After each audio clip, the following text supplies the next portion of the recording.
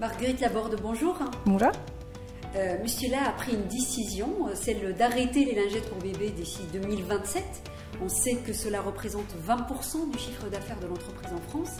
Pouvez-vous nous dire dans quel contexte cette décision a-t-elle été prise? Bien sûr, effectivement, c'est important de recontextualiser. Laboratoire Expanscience, c'est une entreprise qui s'est mise en mouvement depuis déjà longtemps. On a été certifié B Corp en 2018. Et puis récemment, on a poussé les curseurs encore plus loin, notamment en passant entreprise à mission, ce qui était déjà une grosse étape, puisque ça implique de se fixer des objectifs environnementaux et sociaux ambitieux et d'avoir un comité de mission auquel on reporte vis-à-vis des avancements. Et puis la deuxième chose qui nous a aidé à monter les curseurs aussi, c'est la participation à la Convention des entreprises pour le climat. Donc on a des objectifs ambitieux sur notre modèle opérationnel et sa transformation et on vise à devenir une entreprise régénérative, ou en tout cas on a la visée régénérative et c'est un cap qu'on se fixe à 2040. Donc sur notre modèle opérationnel, il y a différents leviers. La contribution aux objectifs climatiques, par exemple moins 35% de réduction d'émissions de CO2 d'ici à 2030. Le lien avec le vivant, la préservation de la biodiversité et des ressources, et puis la sobriété du portefeuille. Et donc c'est dans ce cadre-là, effectivement, qu'on a pris la décision d'arrêter le business des lingettes. Ça date déjà un petit peu, parce qu'il ne correspondait plus à la mission qu'on s'est fixée en tant que marque, notamment marque Mustela au sein du groupe. Notre mission, c'est d'aider les parents à élever des générations en bonne santé sur une planète en bonne santé. Et donc les lingettes, c'est un énorme polluant à usage unique. Ça bouche les canalisations. Il faut savoir que jusqu'à il n'y a pas longtemps, toutes les lingettes du marché contenaient du plastique, donc ça génère des particules de microplastiques dans les écosystèmes. Et donc pour nous, c'était impensable avec la mission qu'on se donne de garder ce business. Bien, en même temps, on peut se dire cela est synonyme d'une baisse de la valeur entreprise, donc une baisse financière. Est-ce qu'en parallèle, l'entreprise a envisagé d'autres actions pour contrecarrer ce manque à gagner financier? Alors c'est important de redire que cette décision, on ne l'a pas prise d'un coup. C'est-à-dire qu'on se laisse le temps, donc on a pris la décision vers 2021, en se donnant jusqu'à 2027 pour pouvoir justement compenser la perte et devenir moins dépendant de ce business. Donc vous l'avez dit, c'était 20% du chiffre d'affaires en France à l'époque où on a pris la décision, c'est déjà beaucoup moins. On se laissait 6 ans pour sortir de cette dépendance, sachant qu'au niveau mondial, ça représente beaucoup moins de notre chiffre d'affaires.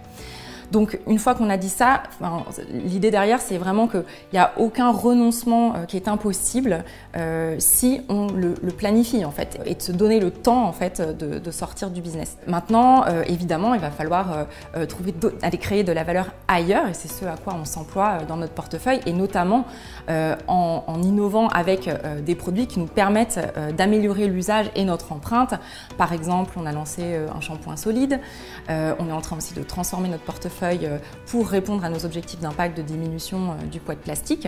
Donc on crée de la valeur ailleurs en fait pour compenser. Maintenant, je le disais tout à l'heure, il faut quand même avoir en tête qu'on est dans une logique aussi de réflexion sur la sobriété du portefeuille. Il y a les lingettes, mais il y a aussi d'autres produits dont on réfléchit à l'utilité. Et notre idée, c'est vraiment de mettre sur le marché des produits dont on est sûr qu'ils sont utiles aux parents. Et on doit encore mesurer concrètement cette utilité. C'est un chantier qu'on s'est donné, on n'a pas encore fini ce chantier-là. Et de se dire, accepter que dans notre portefeuille, il y a peut-être des produits qui sont plus ou moins utiles que d'autres. On est une marque de soins de la peau familiaux. Un exemple, c'est par exemple de se dire que un produit en édition limitée, un gel douche avec un design, est-ce que c'est vraiment nécessaire et utile par rapport à la référence classique ? Non, c'est typiquement un exemple de produit qui va pousser à une logique volumiste de consommation immédiate, mais qui en fait n'a pas d'utilité vraiment et de valeur ajoutée par rapport à une référence classique. Donc s'interdire des éditions limitées, c'est déjà une première étape. Après, dans le portefeuille, il y a des produits qui solutionnent des problématiques plus douloureuses que d'autres. Par exemple, l'eczéma, c'est la dermatite atopique, un problème pour les familles qui en sont victimes parce que on a un bébé qui pleure, qui se réveille la nuit. Donc apporter des solutions aux familles sur ce sujet-là, c'est peut-être plus utile que d'autres références. Donc on travaille vraiment dans cette logique aussi d'utilité. Vous avez développé effectivement cette notion de valeur entreprise. Est-ce que vous pensez qu'il y a un intérêt à concilier forcément la valeur entreprise d'un côté, la valeur consommateur, et puis la valeur étendue, donc cette valeur environnementale et sociale qui devient de plus en plus importante et pressante? On pense que c'est absolument nécessaire en fait, c'est-à-dire qu'aujourd'hui, je rappelle le constat, mais on a quand même 6 des 9 limites planétaires qui sont dépassées.